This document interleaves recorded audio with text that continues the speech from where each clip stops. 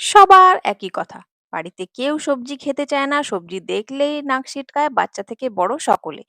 আরে বাবা! সবজিটা যদি একই রকমভাবে বারবার রান্না করেন কি করে খাবে বলুন তো? একটু আলাদা করতে হয় তো। দারুণ একটি রেসিপি দিলাম, ট্রাই করে দেখো, নিশ্চয়ই খাবে। এখানে নিয়েছি ঝিঙে, ঝিঙেগুলো আমি একদম ফ্রেশ নিয়েছি দেখো। আর এগুলোকে না ছুলে নেব। সমস্ত ঝিঙেগুলোকে আমি এইভাবে ছুলে নিচ্ছি। আর আগের থেকে ধোয়া আছে কিন্তু ছুলে নিয়ে আমি আবারও একবার ধুয়ে নিলাম। ফ্রেশ লাগছে না দেখতে? আর এই সবজিগুলো কিন্তু খুব মিষ্টি হয়। তবে একবার কিন্তু চেক অবশ্যই করে নেব। কারণ অনেক সময় তেঁতোও থাকে। তো এরকমভাবে একটু মোটা, মোটা করে কেটে নিলাম। আর দেখো সমস্ত কাটা হয়ে গেছে, সাইডে রেখে দিচ্ছি। আমি এটার মধ্যে না একটা আলু ব্যবহার করছি।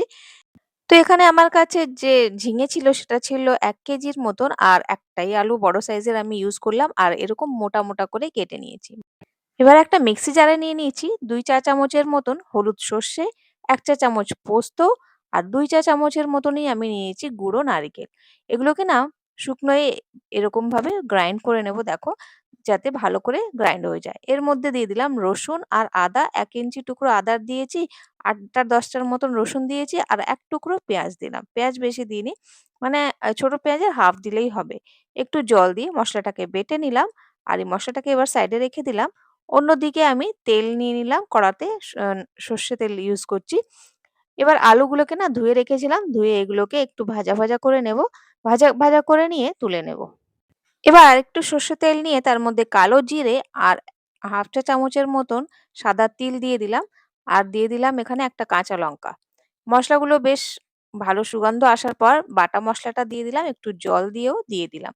এবার এটাকে একটু নাড়িয়ে চাড়িয়ে এটার মধ্যে হলুদ গুঁড়ো দিয়ে দিলাম 1/4 চা চামচ, হাফ চা চামচ দিয়ে দিলাম এখানে লঙ্কার গুঁড়ো, হাফ চা চামচ ধনে গুঁড়ো, হাফ চা চামচ জিরের গুঁড়ো। এগুলো দিয়ে ভালো করে মিক্স করে নেব আর মসলাটা ভালো করে আমি কষিয়ে নেব। তার আগে নুন দিয়ে দিলাম স্বাদ মতন। মসলাটা যখন ভালো করে কষানো হয়ে যাবে একটু তেল ছেড়ে দেবে। তেল খুব একটা ছাড়বে না কারণ খুব বেশি তেল আমি ইউজ করিনি। এটার মধ্যে দিয়ে দিলাম এবার আলু।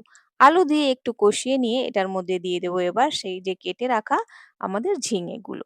এখন ঝিঙে দেখতে অনেক বেশি মনে হচ্ছে, মসলা কম মনে হচ্ছে। তবে ঝিঙেটা না অনেকটা শ্রিঙ্ক হয়ে যায়। তোমরা জানোই সকলে। যখন অল্প হয়ে যাবে মসলাটা ঠিক মনে হবে। তো এবার আমি নাড়িয়ে চাড়িয়ে এটাকে ঢাকা দিয়ে ছেড়ে দিচ্ছি কিছুক্ষণের জন্য। আর মাঝে, মাঝে এটাকে নাড়াতে হবে কারণ পোস্ত-টোস্ত নিচে লেগে না যায়। যখন জল ছেড়ে দেবে তখন দেখবে এটা ঠিকঠাক রান্না হয়ে যাবে। তো ব্যাস এটাকে ঢেকে ছেড়ে দিচ্ছি। আর মাঝে, মাঝে আমি এটাকে নাড়াতে থাকবো। কিছুক্ষণ পরে দেখবে যে এটা না একদম সফট হয়ে গেছে আর মসলাগুলো অনেকটাই গ্রেভির মতন হয়ে গেছে। তবে আমি এরকম গ্রেভি রাখতে চাই না, একটু শুকনো, শুকনো রাখবো। তো কিছুক্ষণ আমি ঢেকে, ঢেকে রান্না করে নিলাম। আর ব্যাস এরকম হয়ে গেছে মাখা, মাখা। ব্যাস এরকমই আমি রাখতে চাইছি। আর দেখো কি সুন্দর লাগছে না? এত সুন্দর গন্ধ বেরোচ্ছে আর এত সুন্দর টেস্ট হয়েছিল যে কি বলবো। শেষে একটু চিনি দিয়ে দিও। চিনি দিয়ে নামিয়ে নিলাম। আর ব্যাস পরিবেশন করব। দেখতে অসাধারণ লাগছে না? আর এটার মধ্যে আমি তড়কা দিলাম একটুখানি ১ চা চামচের মতন সাদা তিল আর দিয়ে দিলাম এখানে ফ্রেশ লাল লঙ্কা। অসাধারণ সুগন্ধ বেরোচ্ছিল। একটু ধনেপাতা ছড়িয়ে এটা সাদা ভাতের সাথে সার্ভ করতে পারো। দারুণ লাগবে খেতে। একবার এইভাবে সবজিটা ট্রাই করে দেখো। যদি ভালো লেগে থাকে একটা লাইক অবশ্যই দিও। আমাকে কমেন্টে জানিও তোমাদের এই রেসিপিটা কেমন লাগলো। একটা বার আমি বলছি ট্রাই করে দেখতে পারো। তো চলো আজকে এই পর্যন্ত। আবার দেখা হবে অন্য কোনো নতুন ভিডিওতে। ভালো থেকো, সুস্থ থেকো। Bye, have a nice day.